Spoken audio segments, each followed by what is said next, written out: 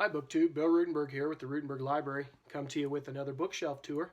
I had a request for my fiction books to be shown on my shelves in the downstairs area, so thought I would fulfill that request, and I hope you enjoy this. This particular shelf, I'm going to do this second shelf because I plan on doing all the Grisham all at once.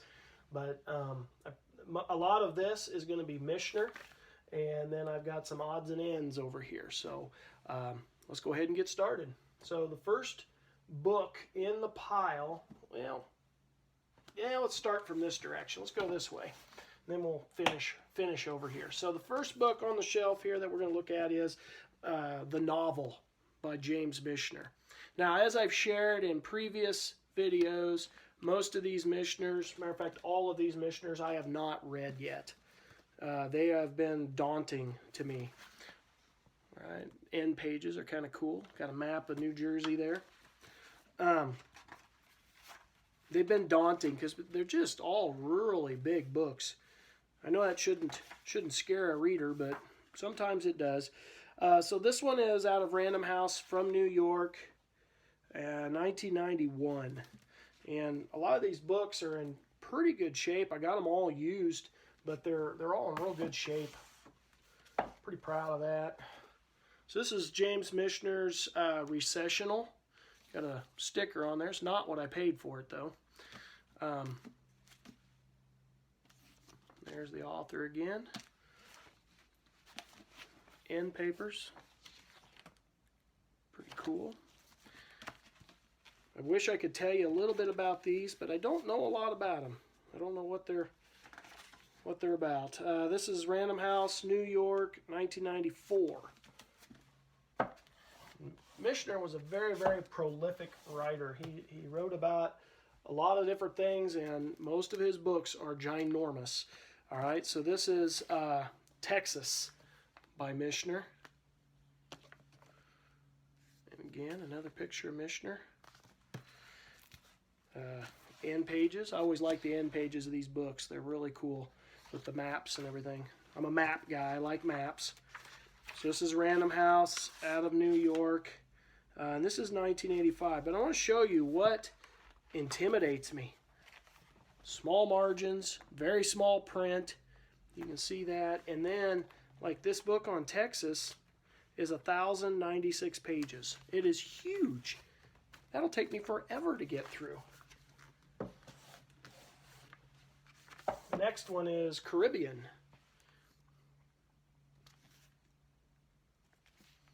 And there's Michener on the back. And another really big one with tiny font. Nice map of the Caribbean. And I believe, if I understand correctly, this is Random House, New York, 1989. These books, like Texas, basically goes through the history of Texas. Caribbean, I think, goes through, maybe I should check that on this one. Yeah, it looks like it goes through a lot of the history of the Caribbean. Here's an older one. That one's Space by Michener. There with the shuttle. This one's kind of cool. It's got, here's your end papers. Got a map of the U.S. there. NASA operations. Had a sister-in-law who worked for NASA at one time. Her and her husband both. This is Random House out of New York. It's 1982. So I'm guessing exploration of space. Probably a safe bet. This one is Alaska. I just had another sister-in-law who moved to Alaska. And it was, I don't remember who it was, but on BookTube, in one of the videos, we were talking about big books and how they intimidate.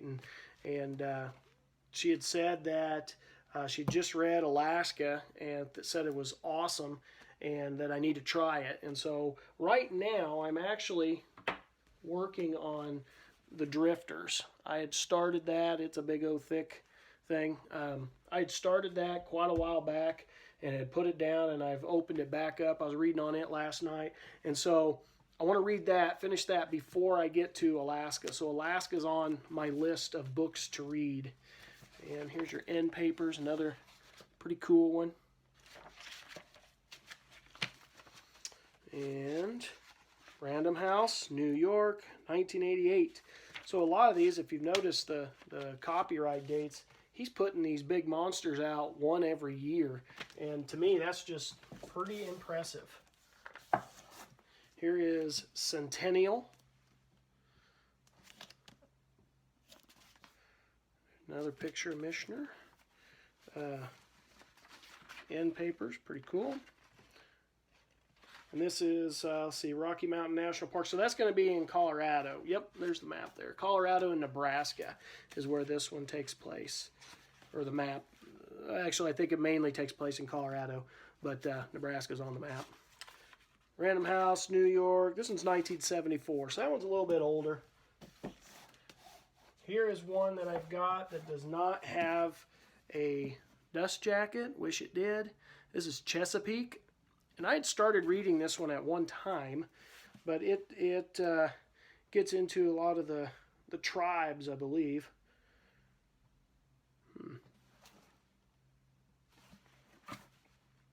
All right, that's what I thought anyway. I could be wrong on that. 1583. Yeah, it's going to get into Chesapeake Bay and the tribes in the area. This one's from 1978. Random House, 1978. Next one, last one. Yeah, last one by Michener that's on the shelf. Here is The Source. And again, haven't read it. Not sure what this one's about. Let's see. In Israel. Let's see. So talking a little bit about the Middle East, looks like. An extended Middle East into Egypt, maybe. I think that's what it looks like anyway. So this one is, again, Random House, and this one's 1965, so that one's a little bit older. All right, so my next author for the next couple books is Jean, is it Ayul? I'm not sure how to say the name, and I apologize for that, but this is The Valley of the Horses. This is Earth's Children series. There's a whole series of these books. They've got really cool end papers, but this goes back to prehistoric times, and I have read one of them in the series. See, this one's 1982, and Clan of the Cave Bear is the one that I read. I read Clan of the Cave Bear, and this goes with that series. That was a famous, was it Daryl Hannah that was in it? A famous movie. This is Plains of Passage, another of Earth's Children series. Same author. Really cool end papers. These are helpful because they really, as you're going through the story, you can kind of follow along with what's going on. And I can't remember how many exactly were in this. We'll see the Mammoth Hunters, which I think the Mammoth Hunters I have upstairs. I have that one in paperback upstairs. But this is Crown Publishers out of New York in 1990. My history teacher was obsessed with Clan of the Cave Bear, and we watched that movie when he was gone. That would be what he'd leave. We watched that several times when I was in school.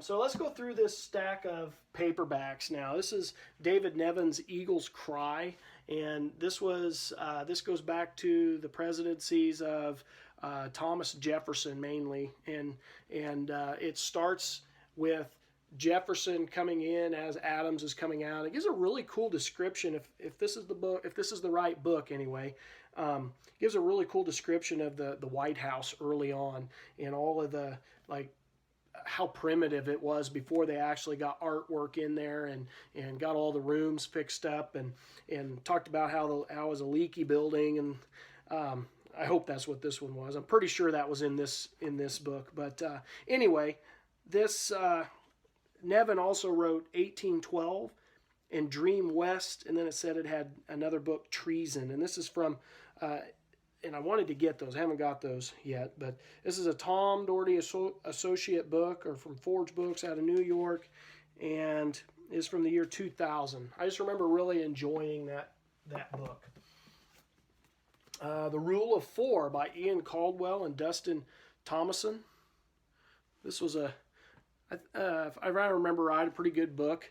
Murder at Princeton. I was thinking it was Harvard. Good thing I looked. It was at Princeton, but it's got a whole mystery thing going to it. It was good. Oh, got to tell you. Sorry. Yeah, where is it? Printed in 2005, and it's from Dell Books. Here's a couple Dan Brown books, two of his early ones. Deception Point takes place in the Arctic. This was a really, really cool book. I've read these 2 or 3, 4 times. Really enjoy them. It's from Pocket Books out of New York, and it's a 2001 book.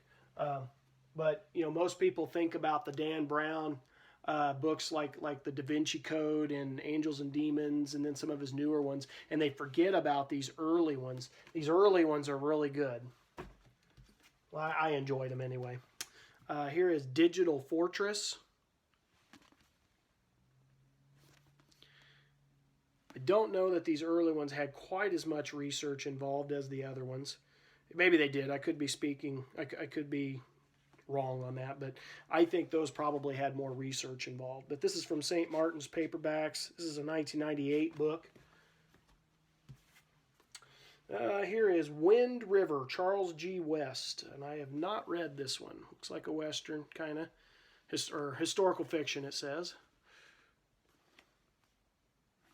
And it is a Signet book, and it is from 1999. Here is a Signet classic. It's got Frankenstein, Dracula, and Dr. Jekyll and Mr. Hyde. And of course, Mary Shelley wrote Frankenstein, Bram Stoker wrote Dracula, and Robert Louis Stevenson wrote Dr. Jekyll and Mr. Hyde. And it's got a foreword by Stephen King. I have not dipped into this. I bought this with every intention of not watching, but reading this, and I have yet to do it. But I still must have the intentions of doing it because I did leave it on the shelf. But this is a Signet classic, and it was printed in 19. That's not right. That was an old printing. This is not a 1978. It says 1978 as one of the original printings, but or that's a, let's see. I can't find it. I don't want to waste the time on that, but anyway, it's a newer one. All right, John Steinbeck's Grapes of Wrath. Of course, this is a Penguin Classics book here, or a Penguin book, excuse me, Penguin book, and little sun faded. This takes place in the Depression. I don't know if I've ever read this all the way through, but it's Penguin Books, and it is from the year 1976. Looks like 1976, I think. Nope, there's a 1984. 1984. So, and then here's one, Randall Wallace, and it's Love and Honor. And I really liked this. I don't remember it's been a long time. I just remember really liking it. And it takes place around the time of the Revolution, and this character has to go to Russia and has to try to get the Russians to join in and helping with the revolution. It was very interesting, very interesting. Brings in Catherine the Great, and yeah, it was a good story. Pocket Books out of New York, and it is 2004. And then I have got 2 books that scared the daylights out of me. I thought they were pretty scary. They're both by Frank Peretti, and Piercing the Darkness. And they're both talking about like angels and demons and how evil forces work. It's a 1989 book from Crossway Books, Westchester, Illinois. And it's like from a Christian perspective in the battles of good and evil, and it made the hair on my arm stand up. It definitely makes you think. And I don't know if I read Piercing the Darkness. I can't remember, but I know I read This Present Darkness, which is this one here by Frank Peretti. And it just made the hair on my arm stand up. I had trouble sleeping. Crossway books, Wheaton, Illinois, and this one's 1986. And so anyway, that's the end of this bookshelf and what was on it. Hope you liked it. Tell me what you think.